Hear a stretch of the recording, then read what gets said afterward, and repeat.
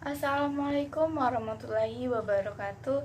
Perkenalkan, nama saya Wenti Metenti dari Prodi S1 Farmasi semester 2 kelas A dengan NIM 19110054. Di video ini saya akan menjelaskan tentang oral suspensi.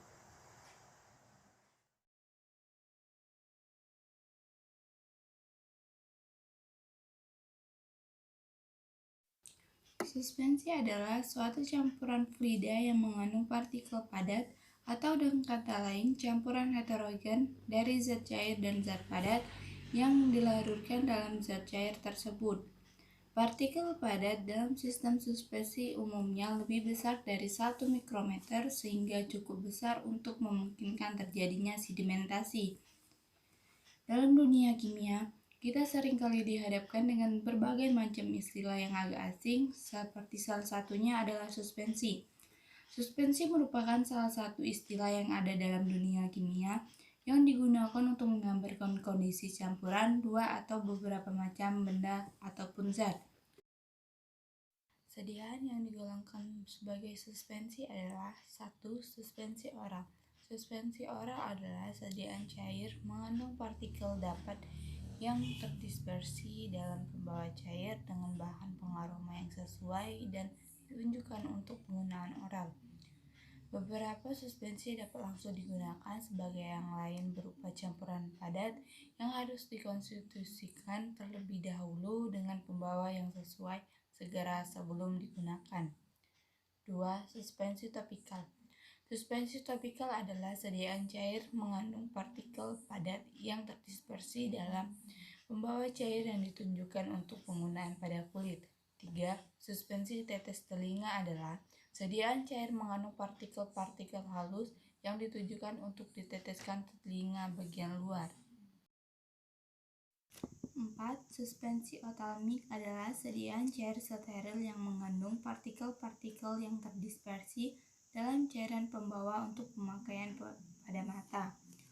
Obat dalam suspensi harus dalam bentuk termikronisasi agar tidak menimbulkan iritasi atau goresan pada kornea.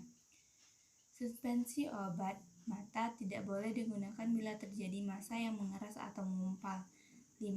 Suspensi untuk injeksi adalah sediaan berupa suspensi serbuk dalam medium cair yang sesuai dan tidak disuntikan secara intravena atau ke dalam larutan spinal. 6. Suspensi untuk injeksi terkonstitusi adalah sediaan kering dengan bahan pembawa yang sesuai untuk membentuk larutan yang memenuhi semua persyaratan untuk suspensi steril setelah penambahan bahan yang sesuai.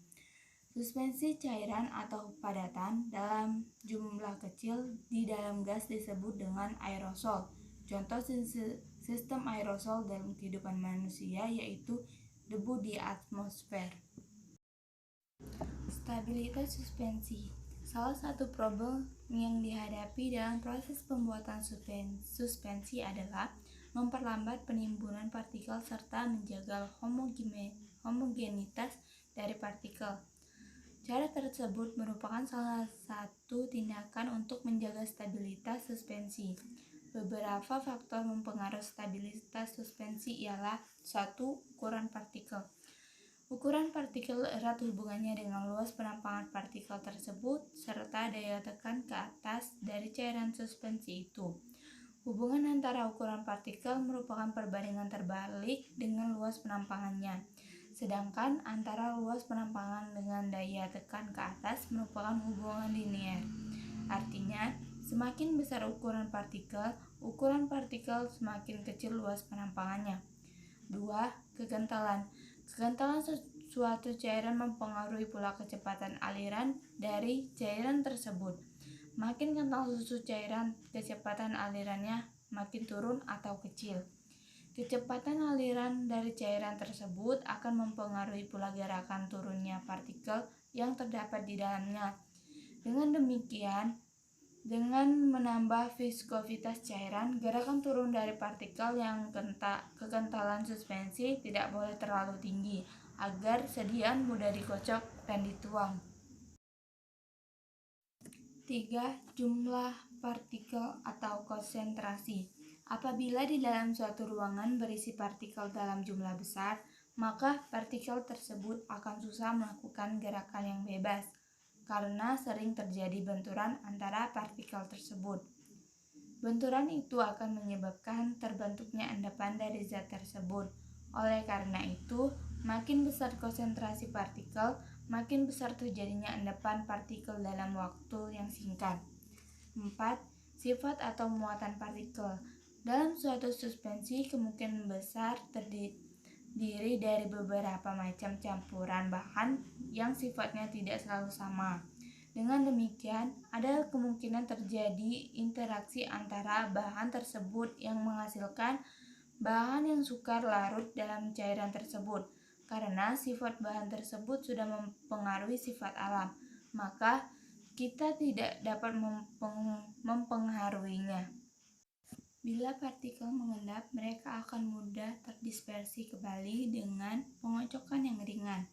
Kalau dilihat dari faktor-faktor tersebut di atas, faktor konsentrasi dan sifat dari partikel merupakan faktor yang tetap. Artinya, tidak dapat diubah lagi karena konsentrasi merupakan jumlah obat yang tertulis dalam resep dan sifat partikel merupakan sifat alam. Ciri-ciri suspensi adalah 1. Memiliki ukuran partikel kurang dari 1-5 cm.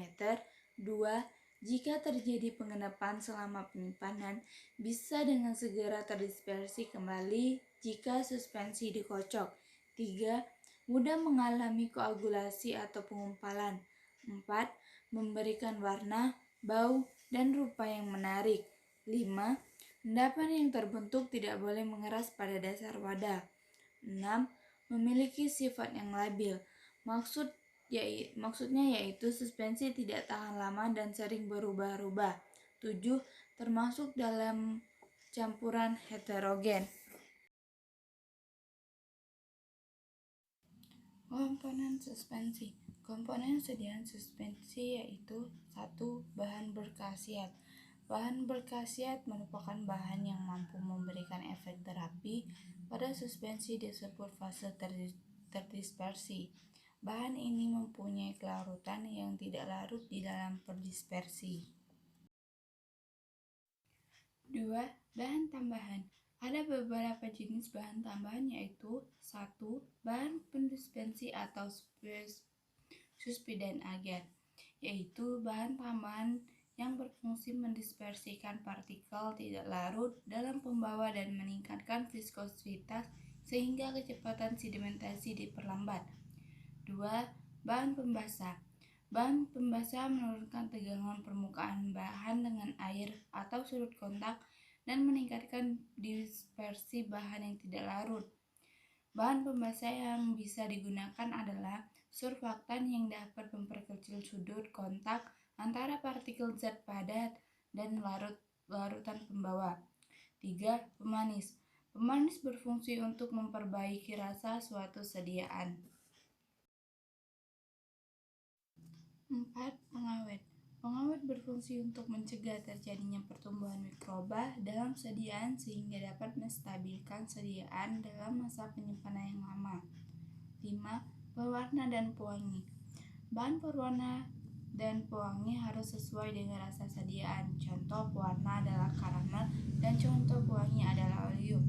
6. Bahan pembawa. Sebagai bahan pembawa untuk suspensi adalah air dan minyak. 7. Pendapar. Fungsi pendapar untuk mengatur pH, memperbesar potensial pengawet, dan meningkatkan kelarutan. Contoh suspensi. Berikut ini beberapa contoh suspensi diantaranya yaitu 1. Tepung dapat terdispersi di air. 2. Kabut yaitu sistem air terdispersi di udara. 3. Suspensi debu kapur di udara. 4. Suspensi partikel di udara. 5. Bubuk kapur dalam air. Itulah video presentasi dari saya. Apabila ada salah kata saya mohon maaf. Saya akhiri. Wassalamualaikum warahmatullahi wabarakatuh.